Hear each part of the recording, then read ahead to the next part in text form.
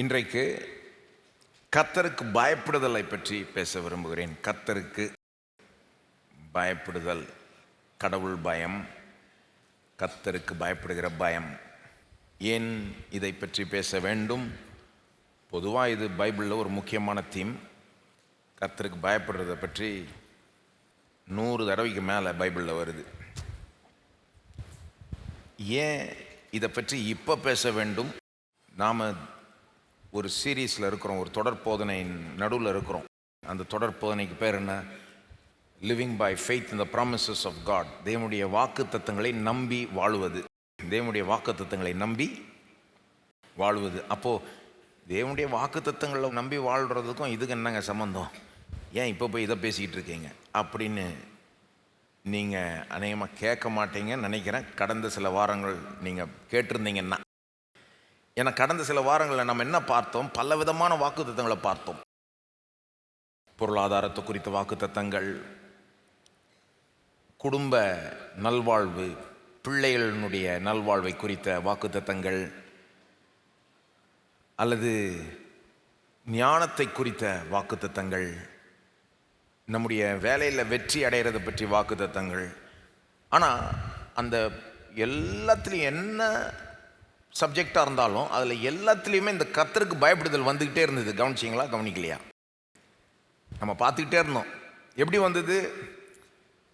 அந்த வாக்கு தத்தங்களினுடைய ஒரு கண்டிஷனாக வருது, ஒரு நிபந்தனை. அதாவது பொருளாதாரத்தில் ஒரு செழிப்பு, வேலையில் ஒரு வெற்றி, பிள்ளைகள் நல்லா இருப்பது, ஞானத்தை பெறுவது, இதெல்லாம் வேணும்னா ஒரு கண்டிஷன் என்னது? கர்த்தருக்கு பயப்பட வேண்டும்.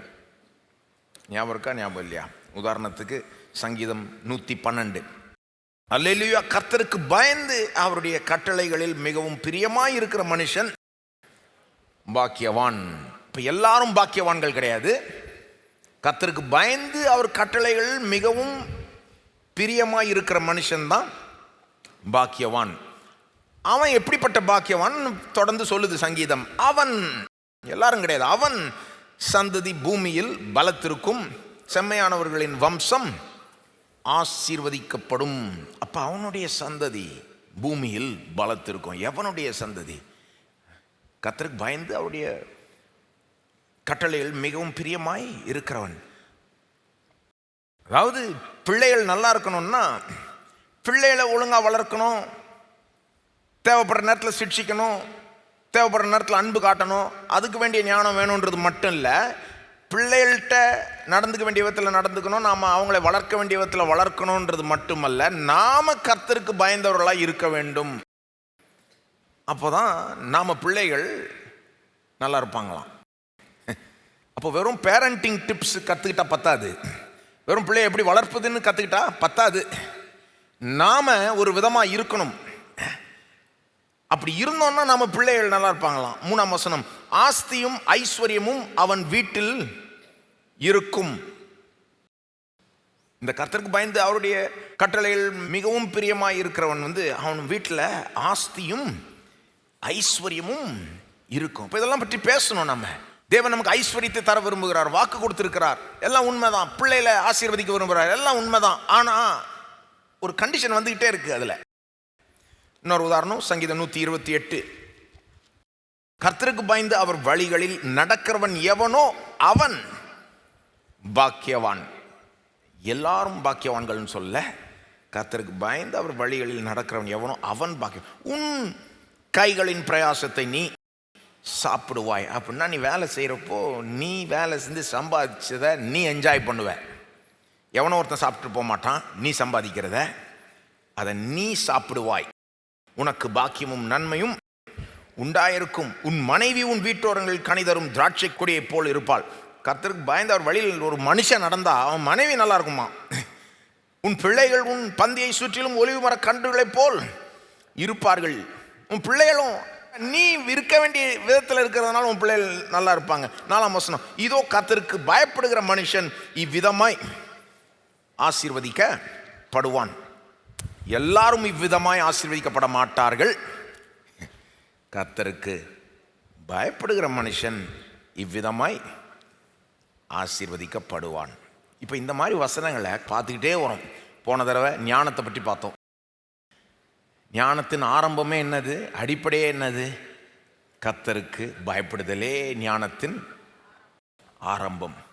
அப்போது இது எல்லாத்துலேயும் காமனாக வருகிற ஒரு தீம், ஒரு கண்டிஷன் என்னன்னா கர்த்தருக்கு பயப்படுதல். ஆகவே தான் இந்த சீரீஸில் இப்போ இதை பற்றி நான் பேச கடமைப்பட்டிருக்கிறேன். அதை பற்றி பேசலைன்னா என்ன ஆகிறதுக்கு வாய்ப்பு இருக்குன்னா, நம்ம இதை பற்றி ஒரு சரியான எண்ணமுடையவர்களாக இல்லாமல் போயிடுவோம், இதை சரியாக புரிஞ்சிக்காமல் போயிடுவோம். அதை விட பெரிய பிரச்சனை என்னென்னா, இதை செய்யாமல் கூட போயிடலாம். இப்படி கர்த்தருக்கு பயப்படுதல் நமக்கு இல்லாமல் போகிறதுக்கும் வாய்ப்பு இருக்குது. அப்போது கர்த்தருக்கு பயப்படுதல் இல்லைன்னா எந்தெந்த வாக்கு தத்துவமே நாம் சொந்தம் பாராட்ட முடியாது.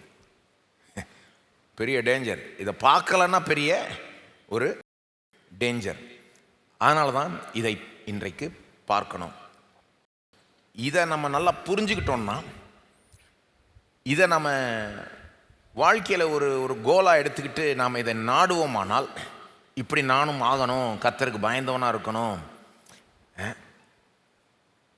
அப்படின்னு நம்ம எடுத்துக்கிட்டு அதை நாடுவோமானால், நாம் இந்த வாக்கு தத்தங்கள் எல்லாத்தையுமே சொந்தம் பாராட்டலாம். வெறும் நான் இந்த வாக்கு தத்தங்களை விசுவாசிக்கிறேன் அப்படின்னு சொன்னால் பத்தாது. உண்மையான விசுவாசத்தோட கர்த்தருக்கு பயப்படுதலும் கலந்து இருக்கும். உண்மையான விசுவாசத்தோட கர்த்தருக்கு பயப்படுதலும் கலந்து வரும். ஆகவே இன்றைக்கு இதை நம்ம பார்க்க போகிறோம். இது என்ன, இதை எப்படி புரிஞ்சுக்கணும், இதனால் நம்ம வாழ்க்கை எப்படி வித்தியாசமாகலாம் அப்படின்றத பார்க்க போகிறோம். பார்க்குறதுக்கு முன்னால் சிலருக்கு கேள்வி இருக்கலாம். என்னங்க பயம் வேண்டாம் போன்றீங்க, அதை அகற்றுக்கிறதுக்கு ஜெபிக்கிறீங்க, அப்புறம் திடீர்னு இப்போ கர்த்தருக்கு பயப்படுற பயன்றீங்க, என்னங்க பயப்படணுமா பயப்படக்கூடாதா அப்படின்னு நீங்கள் யோசிக்கலாம். சிலருக்கு அந்த ஒரு குழப்பம் இருக்கதான் செய்கிறது. அது சிலர் எப்படி நினைப்பாங்கன்னா, எங்கள் பைபிளே பயப்படாதுன்னு சொல்லுது, என்ன கர்த்தருக்கு பயப்படுதல்னு பேசுகிறீங்க. கரெக்டாக புரிஞ்சுக்கணும். பைபிள் பயப்படாதுன்னு சொல்லுது, உண்மை. சொல்லப்போனால் நீங்கள் பைபிளை ஆராய்ஞ்சு பார்த்தீங்கன்னா, maybe the most repeated command is do not fear. திரும்ப திரும்ப வருகிற கட்டளையே என்னன்னா, நீ பயப்படாதே. மற்ற கட்டளை விட திரும்ப திரும்ப அதிகமாக எது வருதுன்னு எண்ணி பார்த்தீங்கன்னா, எது அதிகமாக வருதுன்னா, தேவன் கட்டளையிடுற காரியங்களை, சட்டத்திட்டங்கள் எல்லாத்தையும் வச்சுக்கோங்க, கட்டளை எல்லாத்தையும் வச்சுக்கோங்க. எதை அதிகமாக தேவன் செய்ய அல்லது செய்யாதேன்னு சொல்கிறாருன்னா இதுதான். எதை? நீ பயப்படாதே. எல்லாம் சொல்லுங்க, நீ பயப்படாதே. அப்போ இதை தான் அவர் அதிகமாக சொல்கிறார். சிலர் சொல்கிறாங்க 300 தடவைக்கு மேலேயே வருது, சிலர் சொல்கிறாங்க 365 தடவை வருது. ஒவ்வொரு நாளைக்கும் ஒவ்வொரு தடவை தேவன் சொல்கிற மாதிரி நீ பயப்படாத. அதெல்லாம் உண்மைதான். எத்தனை தடவை வருதுன்னு எனக்கு எக்ஸாக்டாக தெரியல, ஆனால் நிறைய தடவை வருது. நீ பயப்படாதேன்றது நிறைய தடவை வருது. ஆனால் அதே நேரத்தில் கர்த்தருக்கு பயப்படுதலை பற்றியும் நிறைய தடவை வருது. 100 தடவைக்கு மேலே வருது பாசிட்டிவா. அப்போ என்ன பண்ணுவீங்க? இதை ஒன்றை மட்டும் விட்டுட்டு ஒன்றை மட்டும் எடுத்துக்கலாமா? இது மட்டும் இல்லாமல் இன்னொன்று சொல்கிறேன் கேளுங்க. சில நேரம் ஒரே பகுதியில் நீ பயப்படாதேன்னு சொல்லும், கர்த்தருக்கு பயப்படுதலை பற்றியும் பேசும். பார்த்துருக்கீங்களா? உதாரணத்துக்கு யாத்திராகமம் 20 பாருங்க. ஒரே பகுதியில் கிட்ட கிட்ட பயப்படாதேன்னு சொல்லும், அதே நேரத்தில் கர்த்தருக்கு பயப்படுற பயம் நல்லதுன்ற மாதிரியும் சொல்லும். உதாரணத்துக்கு யாத்திராகமம் 20:18 வாசிக்கிறேன். சீனாய் மலைக்கு இஸ்ரவேல் ஜனங்கள்லாம் வராங்க. எகிப்திலேருந்து விடுவிச்சு அவளை கொண்டு வந்து அற்புதமாக வழி நடத்தி சீனாய் மலைக்கு கொண்டு வராரு. 10 கற்பனையை கொடுக்குறாரு. அந்த ஒரு சமயத்தில் நடக்கிற ஒரு சம்பவம், பிரம்மாண்டமாய் தேவன் அங்கே காட்சி அளிக்கிறார். அதாவது சீனா மலையில் அவருடைய மகிமையை வெளிப்படுத்துகிறார், அவருடைய மாட்சிமையை வெளிப்படுத்துகிறார். பாருங்க எந்த அளவுக்குனா ஜனங்க பயந்து போயிடுறாங்க. 18 பாருங்க. ஜனங்கள் எல்லாரும் இடி முழக்கங்களையும் மின்னல்களையும் எக்கால சத்தத்தையும் மலை புகைகிறதையும் கண்டார்கள். சிலர் சர்ச்சில் போடுற லைட்டு சவுண்டை கண்டே பயப்படுறாங்க. சீனா மேல தேவன் லைட் அண்ட் சவுண்ட் எஃபெக்டை ஓவராக பண்ணிட்டுருக்கார் போல இருக்கு. அடி மின்னல் இடி முழக்கம், எக்கால சத்தம், மலையிலேருந்து அப்படியே அந்த புகை வருது. இதெல்லாம் பார்த்து பயந்து போயிட்டாங்க ஜனங்க. பின்வாங்கி தூரத்தில் நின்று 19 மோசேயை நோக்கி, நீர் எங்களோட பேசும், நாங்கள் கேட்போம், தேவன் எங்களோட பேசாதிருப்பாராக. தேவன் எங்கள்கிட்ட டைரெக்டாக பேச வேணாம், என்ன பேசினால் நாங்கள் செத்து போவோம். என்ன சொல்கிறாங்க மோசே? இப்போ இதை பார்த்துட்டு, தேவனுடைய மகிமையை பார்த்துட்டு, ஐயோ இது வேண்டாம், பயமாக இருக்குது எங்களுக்கு, நாங்கள் இன்னும் நெருங்கினா நாங்கள் செத்தே போயிடுவோம். மோசே நாங்கள் வரல, தேவன் எங்கள்கிட்ட டைரெக்டாக பேச வேணாம், நீ கேட்டு சொல்லும், நாங்கள் கேட்டுக்கிறோம், அது போதும், ஏன்னா கடவுள்கிட்ட இன்னும் நெருங்கி போனால் நாங்கள் செத்தே போயிடுவோம் அப்படின்னு பயப்படுறாங்க. 20ஆம் வசனத்தில் மோசே பேசுகிறார். மோசே ஜனங்களை நோக்கி, பயப்படாதிருங்கள், உங்களை சோதிப்பதற்காகவும் நீங்கள் பாவம் செய்யாதபடிக்கு தம்மை பற்றும் பயம் உங்கள் முகத்திற்கு முன்பாக இருப்பதற்காகவும் தேவன் எழுந்தருளினார். ஒரே வசனத்தில் பயப்படாதன்றாரு. உனக்கு கடவுளை பற்றிய ஒரு பயம் உண்டாகும்படி தேவன் எழுந்திருக்கிறார் என்று சொல்றாரு. ரெண்டுமே சொல்றாரு. பயப்படாதுன்னு சொல்றாரு, உனக்கு ஒரு விதமான பயம் உண்டாகணும் என்பதற்காகவே தேவன் இப்படி எல்லாம் செய்கிறார் அப்படின்றாரு. இப்போ பயப்படக்கூடாதா இல்லை பயம் இருக்கணுமா? ஒரு விதத்தில் பயப்படக்கூடாது, இன்னொரு விதத்தில் கடவுளை பற்றும் பயம் முகத்திற்கு முன்பாக இருக்க வேண்டும். ரெண்டுமே உண்மை. ஏசாயா 8:11 பாருங்க, இன்னொரு உதாரணம். என்ன சொல்ல வரோம்? பைபிள் பயப்படாதேன்னு சொல்லுது, ஆனால் அதே நேரத்தில் கர்த்தருக்கு பயப்படுன்னு சொல்லுது. சில நேரம் ரெண்டுத்தையும் ஒரே இடத்துல சொல்லுது. ஏசாயா 8:11 பாருங்க. கான்டெக்ஸ்ட் என்னன்னா, பின்னணி என்னன்னா, இஸ்ரவேல் ஜனங்க பயந்துகிட்டு இருக்கிறாங்க. யாரை கண்டு? எதிரிகளை கண்டு, அசிரிய அந்த கூட்டத்தை கண்டு பயந்துகிட்டு இருக்காங்க. எப்படா இவன் நம்மளை அழிச்சிருவான், ஒன்றும் இல்லாமல் ஆகிடுவான் பயந்துகிட்டு இருக்கிறப்போ தேவன் ஏசாயாட்ட பேசுகிற வார்த்தைகள். ஏசாயா 8:11, கர்த்தருடைய கரம் என்மேல் அமர்ந்து அவர் என்னுடனே பேசி, நான் இந்த ஜனத்தின் வழியிலே நடவாதபடி எனக்கு புத்தி சொல்லி விளம்பினதாவது. அதாவது ஏசாயாட்ட சொல்றாரு தேவன், நீ இந்த ஜனத்தை மாதிரி இருக்காத, இந்த இஸ்ரவேல் ஜனங்க மாதிரி இருக்காத. 12ஆம் வசனம், இந்த ஜனங்கள் கட்டுப்பாடு என்று சொல்லுகிறதை எல்லாம் நீங்கள் கட்டுப்பாடு என்று சொல்லாமலும், அவர்கள் பயப்படுகிற பயத்தின்படி நீங்கள் பயப்படாமலும் கலங்காமலும். அப்போ நீ அவனை மாதிரி இருக்காத, அவன் பயப்படுற பயத்தின்படி நீ பயப்படாம கலங்காம. 13 பாருங்க, சேனைகளின் கர்த்தரையே பரிசுத்தம் பண்ணுங்கள், அவரே உங்கள் பயமும் அவரே உங்கள் அச்சமுமாய் இருப்பாராக. 2 வசனத்தில் அவனை மாதிரி நீ பயப்படாதன்றாரு. அவன் பயப்படுறத கண்டு நீ பயப்படாத. அதான் 12ஆம் வசனத்தில் சொல்றாரு, அவர்கள் பயப்படுகிற பயத்தின்படி நீங்கள் பயப்படாமலும் கலங்க. அவங்க என்னத்தை கண்டு பயந்துகிட்டு இருக்காங்க? எதிரியை கண்டு பயந்துகிட்டு இருக்காங்க. அவனை மாதிரி நீ பயப்படாதன்ட்டு 13 சொல்றாரு, சேனைகளின் கர்த்தரையே பரிசுத்தம் பண்ணுங்கள், அவரே உங்கள் பயமும் அவரே உங்கள் அச்சமுமாய். நீ என்ன கண்டு பயப்படுன்றாரு? அவனை கண்டு. அல்லது இன்னொரு உதாரணம் சொல்றேன். என்ன பார்க்கணும்னா, இதுல நீ பயப்படாதன்னு சொல்லுது வேதம், கர்த்தருக்கு பயப்படணும் சொல்லுது. அப்போ எடுத்துக்க வேண்டிய விதத்தில் எடுத்துக்கணும். மத்தேயு 10:28 பாருங்க. இங்க கான்டெக்ஸ்ட் என்னன்னா, சீஷர்கிட்ட போதிச்சுட்டு வரார் இயேசு. ஒரு நாள் வரும், அவங்க துன்பப்படுத்தப்படுவாங்க. சுவிசேஷத்தை பிரசங்கம் பண்ணுறதுக்காகவே அவங்களுக்கு உபத்திரம் வரும். அவங்கள அரெஸ்ட் பண்ணுவாங்க, ஒருவேளை சிலரை கொலை கூட செய்வாங்க, அநியாயமாக அவங்கள நடத்துவாங்க. இதெல்லாம் நடக்கிறப்போ ஆச்சரியப்படாதீங்கன்னு சொல்லிட்டு வராரு. அப்போ சொல்கிறார் 28, ஆத்துமாவை கொல்ல வல்லவர்களாய் இராமல் சரீரத்தை மாத்திரம் கொல்லுகிறவர்களுக்கு நீங்கள் பயப்பட வேண்டாம். என்ன சொல்கிறார்? அவன் வருவான், சில நேரம் சிலரை கொன்னே போடுவான். சுவிசேஷத்தின் நிமித்தமாக, என் நிமித்தமாக உங்கள் ஜீவனே, சிலருடைய ஜீவனே போகும். சில சீஷர்கள் அப்போஸ்தலர்களுடைய ஜீவனே இழந்தாங்க, இரத்த சாட்சியாக மரிச்சாங்க. அப்போ சொல்கிறார், அது நேரிடலாம், ஆச்சரியப்படாதீங்க. ஆனால் அப்படி செய்கிறவனை கண்டு பயப்படாத. ஏன்னா அவன் உன்னுடைய சரீரத்தை மாத்திரம்தான் கொல்ல முடியும். ஆத்துமாவை கொல்ல வல்லவர்களாக இராமல் சரீரத்தை மாத்திரம் கொல்லுகிறவர்களுக்கு நீங்கள் பயப்பட வேண்டாம். அப்புறம் பாருங்க, ஆத்துமாவையும் சரீரத்தையும் நரகத்திலே அழிக்க வல்லவருக்கே பயப்படுங்கள்.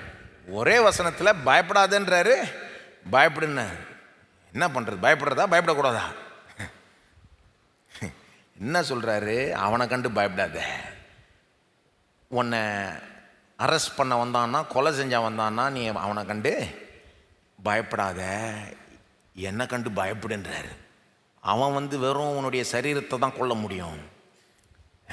ஆனால் உன்னுடைய ஆண்டவர் ஆத்துமாவையும் சரீரத்தையும் நரகத்திலே அழிக்க வல்லவருக்கே பயப்படுங்கள் அப்படின்ட்டு 29 பாருங்க. ஒரு காசுக்கு 2 அடைக்கலான் குருவிகளை விற்கிறார்கள் அல்லவா? ஆயினும் உங்கள் பிதாவின் சித்தம் இல்லாமல் அவைகளில் ஒன்றாகிலும் தரையில் விழாது. உங்கள் தலையில் உள்ள மயிரெல்லாம் எண்ணப்பட்டிருக்கிறது, ஆதலால் பயப்படாதிருங்கள். திரும்ப பயப்படாதுன்றார். அநேகம் அடைக்கலான் குருவிகளை பார்க்கலும் நீங்கள் விசேஷித்தவர்களாய் இருக்கிறீர்களே. என்ன சொல்ல வர்றார்? என்ன சொல்கிறாருன்னா, இந்த மாதிரி பிரச்சனை வர்றப்போ, உபத்திரம் வர்றப்போ, உலகம் பின்னால் வர்றப்போ, உன்னை உபத்திரவப்படுத்துகிறப்போ அவனை கண்டு பயப்படாத. அவன் உலகத்தில் பெரிய ஆளாக இருப்பான், அவனை கண்டு பயப்படாத. ஏன்னா அவனோட பெரிய ஆள் நான். அவன் வர்றான்ட்டு விசுவாசத்தை விட்டு கொடுத்துறாத, அவன் வர்றான்ட்டு பின்வாங்கிடாத. அவன் உன்னை ஒருவேளை கொலை செய்யலான்றதுனால நீ பின்வாங்கிடாத. அவன் வெறும் மிஞ்சி மிஞ்சி போனால் உன்னுடைய சரீரத்தை மட்டும்தான் கொல்ல முடியும். ஆனால் ஆண்டவருக்கு சரீரத்தை மாத்திரமல்ல, ஆத்துமாவையும் அழிக்கக்கூடிய பவர் இருக்கு. அவர் தான் பெரியவர், அவரை கண்டு பயப்படு. அது மட்டும் இல்லை, அடைக்கலான் குருவி மேலே கூட கரிசனையாக உள்ள இந்த ஆண்டவர் உன்னுடைய பிதாவாய் இருக்கிறார்.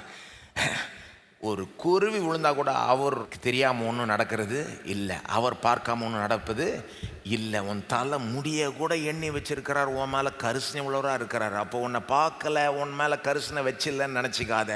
அவர் உன்னை நேசிக்கிறார். ஆகவே நீ அவனை கண்டு பயப்படாத. என்ன சொல்கிறாரு பார்க்குறீங்களா?